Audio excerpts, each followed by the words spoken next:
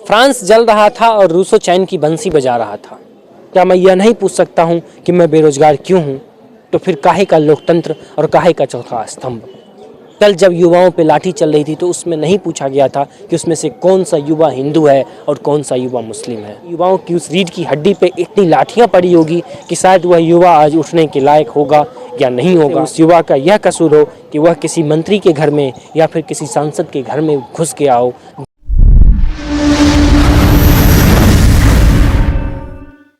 France जल रहा था और रूसो चैन की बंसी बजा रहा था।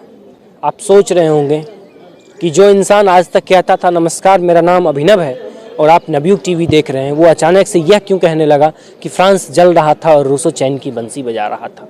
नई पीढ़ी के युवा को यह बात नहीं पता होगा कि इसका मतलब क्या है, लेकिन जो इतिहास को बारीकी से पढ़े होंगे और जो इतिहास को बारीकी से समझे होंगे उन्हें पता होगा इस लाइन का हकीकत क्या है और इस लाइन का मतलब क्या है कि फ्रांस जल रहा था और रूसो चैन की बंसी बजा रहा था। यही कल हमारे देश में भी हुआ। एक तरफ प्रधानमंत्री मोदी जब राज्यसभा में बड़ी बड़ी कर रहे थे और कह रहे थे, विपक्ष पर कड़ी से कड़े निशाना साध रहे थे और कह रहे थे तुम मुझे जितना गाली दोगे उतना ही मोदी आगे बढ़ेगा। बेशक आगे बढ़ेगा, इसमें कोई दुराई नहीं है, लेकिन वहीं मोदी जी को इतना ध्यान दे देना चाहिए कि जिस वक्त वह ये राज्यसभा में धार रहे थे, वहीं दूसरी तरफ उत्तराखंड की उस युवाओं की चीख भी उन्हें सुनाई देनी चाहिए कि जो युवा आपके लिए मोदी मोदी का नारा लगाता है या फिर आपके पोस्टर को उठाकर सरेआम चील की दोपहरी हो, चील की तड़पती दोपहरी हो या फिर बरसात हो या फिर कड़ाके की ठंड हो, वही युवा आपके लिए सड़क पर लाठियां खा रहा था। उस युवा की बस इतनी सी गलती थी कि वह अपने बेरोजगारी और अपने भविष्य के लिए, अपने भविष्य के चिंता को लेकर आपसे बस ये पूछ रहा था कि हमारी नौकरी कहाँ है। लेकिन भारतीय जनता पार्टी की सरकार, उत्तराखंड में भारतीय जनता पार्टी की सरकार थी, पुष्कर धामी की सरकार थी और पुष्कर धामी की पुलिस प्रशासन उस युवा पर लगातार लाठी बरसा रही थी। जैसे उस युवा का यह कसूर हो कि वह किसी मंत्री के घर में या फिर किसी सांसद के घर में घुस गया हो, जिसके बजाय उसे लाठी से पीटा जा रहा हो।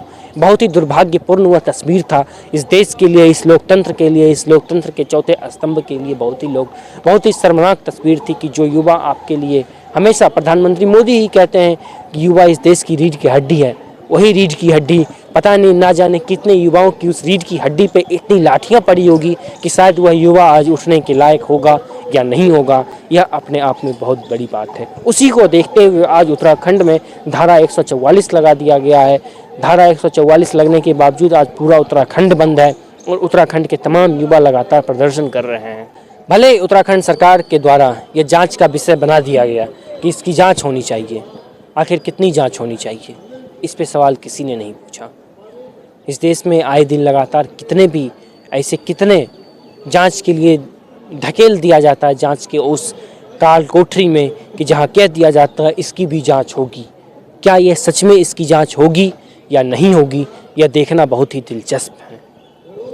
मोदी जी कल कह रहे थे राज्यसभा में और परसों लोकसभा में कह रहे थे कि मैंने अखबार की सुर्खियों से अपने आपको नहीं बनाया है। आज की रिपोर्ट आप जाके देख लीजिएगा, ट्विटर पे ये ट्रेंड कर रहा है कि मोदी जी की कुछ तस्वीर आज जिस तरीके से बड़े बड़े अखबारों ने यह छापी है, यह अपने आप में क्या कहती है वो आप जाके देख लीजिएगा और समझ लीजिएगा कि जो सरकार आपके लिए बड़े बड़े वादे करते हैं, बड़ी बड़ी दावे करते हैं, जब आप उसी सरकार से आंख में आंख डालकर अगर सवाल करते हैं तो आपको वही उत्तराखंड के हल्द्वानी में या फिर उत्तराखंड के देहरादून में जिस तरीके से युवाओं को पीटा गया, वही हश्र आपका भी होगा अगर आप सरकार से सवाल पूछते हैं। क्योंकि सरकार, इस देश की लोकतंत्र इतनी अंधी हो चुकी है, इतनी बहरी हो चुकी है कि उसे इस देश के युवाओं की चीख नहीं सुनाई देती है। जो युवा लगातार बस ये पूछ रहा था कि मेरा कसूर क्या है, मैं बेरोजगार क्यों हूँ। यह हर किसी का हक है। मैं भी अगर सरकार से पूछूं कि मैं बेरोजगार क्यों हूँ तो इसका मतलब ये नहीं होता है कि आप मुझे लाठी से पीटें। एक बेटा भी अपने बाप से जब बड़ा जवान होता है तो बेटा भी पूछता है कि मेरा हक क्या है, तो इसका मतलब ये नहीं कि वह बाप अपने बेटे को बेरहमी से पीटे। इसका मतलब ये होता है कि उस बाप को इसका जवाब देना चाहिए कि तुम्हारे लिए इस देश की हिस्सेदारी में क्या है और तुम्हारे लिए मैंने क्या सृजन करके रखा है जो तुम्हें दिया जाना चाहिए। ना कि ये नहीं कि उस प्रदेश का पुलिस प्रशासन उसे लगातार लाठी से सड़क पे उस बेरहमी से दौड़ा कर पीटे, जैसे कोई जानवर को शायद जानवर को भी उस बेरहमी से नहीं पीटा जाता है जिस बेरहमी से कल युवा को पीटा जा रहा था। काहे का इस देश का रीढ़ की हड्डी युवा, कहने के लिए तो बस भाषण में बड़ी बड़ी लाइनें कहने के लिए और उस भाषण को सुनहरा बनाने के लिए, भाषण को लोकप्रिय बनाने के लिए बहुत सारे शब्दों का इस्तेमाल होता है, लेकिन उस शब्दों का इस्तेमाल अगर यथार्थ के धरातल पर किया जाए तो बहुत कुछ बदलाव हो सकते हैं। अभी से 2024 में फिर चुनाव आएंगे, फिर से आपको बांट दिया जाएगा कि भगवा किसी और का तो हरा किसी और का। हिंदू मुस्लिम की राजनीति फिर से होगी। कल जब युवाओं पे लाठी चल रही थी तो उसमें नहीं पूछा गया था कि उसमें से कौन सा युवा हिंदू है और कौन सा युवा मुस्लिम है। एक तरफ से हर युवा पे लाठी चलाई गई थी।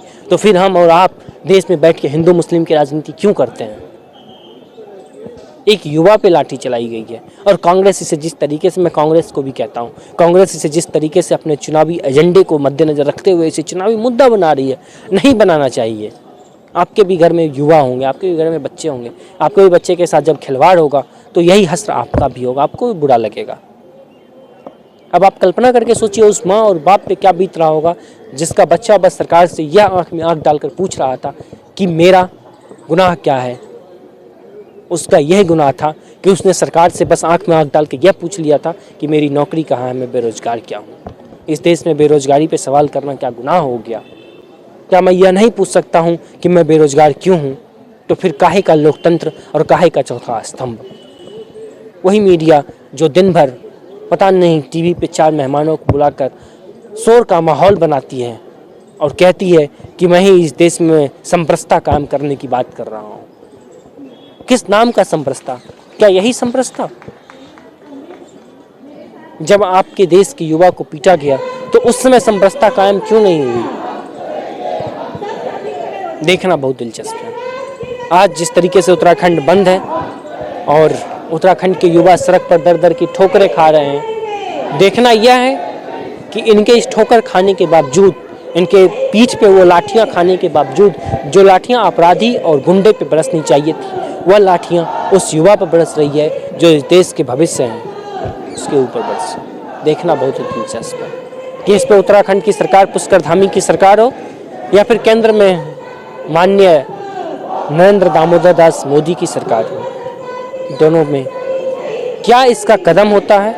और देश के युवा जो आपस में हिंदू मुस्लिम की राजनीति करते हैं और कांग्रेस जो इसे चुनावी मुद्दे के तौर पर पेश करने की कोशिश कर रही है, उसको कितना फ़ायदा मिलता है और सरकार इस पर क्या कुछ निष्कर्ष निकालती है जो युवाओं के लिए बेहद फ़ायदेमंद हो।